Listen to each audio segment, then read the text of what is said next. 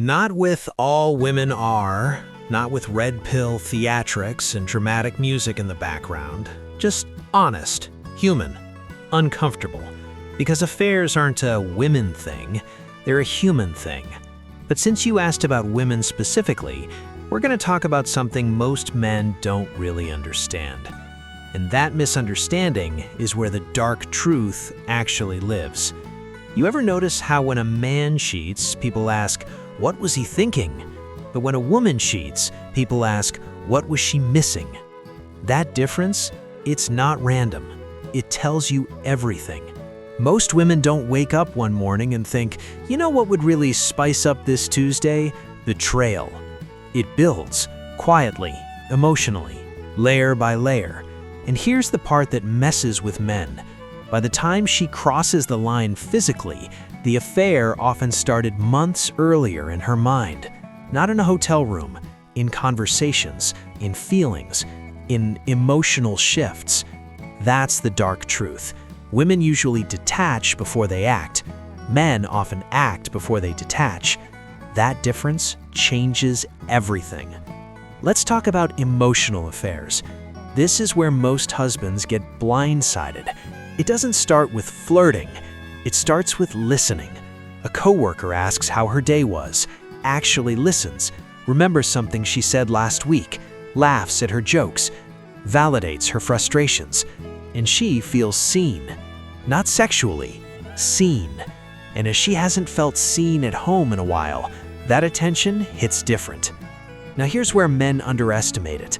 You think it's just talking, but emotional intimacy is intimacy. Once she starts sharing things with him that she doesn't share with you, a line has already shifted. She may still love you, but her emotional safety is expanding elsewhere. And emotional safety is powerful. For many women, it's more powerful than physical chemistry. Now let's address the uncomfortable part. Women don't usually cheat because a man is hotter. They cheat because something inside feels starved. Connection, excitement, validation, aliveness. When life becomes routine, when she feels like a role instead of a person, when conversations turn transactional and someone else makes her feel vibrant again, that spark feels intoxicating. Not because the new guy is superior, but because the feeling is new, and new feels alive. The brain loves novelty. Novelty creates dopamine. Dopamine feels like love, even when it's just stimulation. That's the psychology most people ignore. Sometimes it's not about you at all. It's about identity. Marriage, kids, responsibility, they can shrink a woman's sense of individuality. She becomes mom, wife, planner. And if somewhere along the line she stopped feeling desirable, attention from another man doesn't just feel flattering, it feels resurrecting.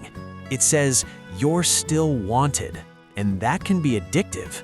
Not because she wants to leave, but because she wants to feel alive. Now let's flip something important. This isn't justification, this is explanation, because there's a difference. Affairs are still betrayal. They still break trust, they still damage families. Understanding the psychology doesn't excuse the behavior, but it helps you see the warning signs before destruction. Want to know the real pattern? Women rarely cheat in chaos. They cheat in emotional distance. When arguments stop, when she stops complaining, when she stops trying to fix things. Silence is more dangerous than conflict. If she's still fighting with you, she still cares. When she goes quiet, that's when you should pay attention. Because detachment doesn't shout, it fades. And once she mentally leaves, the physical step becomes easier. Another hard truth: opportunity matters. Put anyone in proximity with someone who consistently meets their unmet needs. Add emotional vulnerability, add secrecy, add time. You've created a perfect storm. That doesn't make it inevitable, but it makes it tempting. Affairs thrive in hidden spaces. Work trips, late-night messaging, just friends conversations that slowly become deeper. Affairs don't start with, "Let's ruin everything." They start with, "This feels harmless." That's how lines blur, gradually. Now let's talk about boredom. Stagnation kills attraction. If years pass and nothing evolves, no growth, no novelty, no rediscovery, she may not hate you, she may not even be unhappy, but she might feel numb. And numb people look for stimulation, sometimes in healthy ways, sometimes not.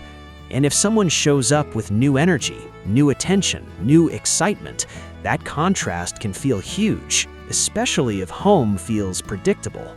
Men need to hear without ego getting involved. Affairs aren't always caused by the husband, but ignoring emotional intimacy increases risk.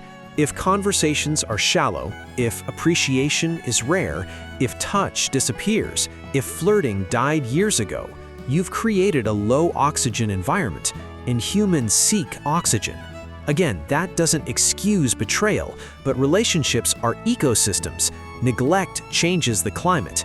Now let's get even more uncomfortable. Sometimes women cheat because they can. Access has changed. Social media, old flames reconnecting, DMs, workplace closeness. Temptation is more accessible than ever. Invalidation is instant. One message, one compliment, one "you deserve better." That's all it takes to plant doubt. If she's already questioning something internally, external validation feels louder. Here's something most guys don't realize. Women don't usually risk stable relationships for random flings. They risk them for emotional meaning. If she believes this new connection understands her in a way you don't, that belief alone can override logic. Affairs aren't logical, they're emotional. And emotions don't calculate long-term damage in the moment. They chase immediate relief. Now let's address responsibility, not blame. Responsibility. You can't control another adult's choices. You can't prevent cheating by being perfect, but you can reduce emotional drift. How? Stay curious about her. Keep dating her. Maintain your own growth. Don't become emotionally lazy. Don't assume the ring means desire is automatic. Marriage secures commitment. It does not secure attention. Attention must be maintained. But here's the most important truth in all of this. Some women cheat simply because of character. Not trauma, not neglect, not boredom. Character. Impulse control matters. Integrity matters. Values matter. You can be an attentive husband and still get betrayed. That's real, and that's painful, which is why picking the right partner matters more than trying to manage behavior later. So what's the actual dark truth? It's this. Affairs rarely explode out of nowhere. They grow in the shadows of unmet needs, emotional drift, identity shifts, opportunity, and silence. And by the time you see the smoke, the fire's been burning quietly for a while. But here's the empowering part. Awareness changes dynamics. If you understand emotional intimacy, if you stay engaged, if you keep growing, if you don't let the relationship become a routine contract, you dramatically lower the risk of emotional drift. Not by controlling her, but by staying connected. Because most healthy women don't want affairs. They want connection. They want excitement. They want to feel chosen, repeatedly. And when that exists consistently, affairs lose their appeal. Not because temptation disappears, but because the relationship feels alive. And alive relationships are harder to abandon.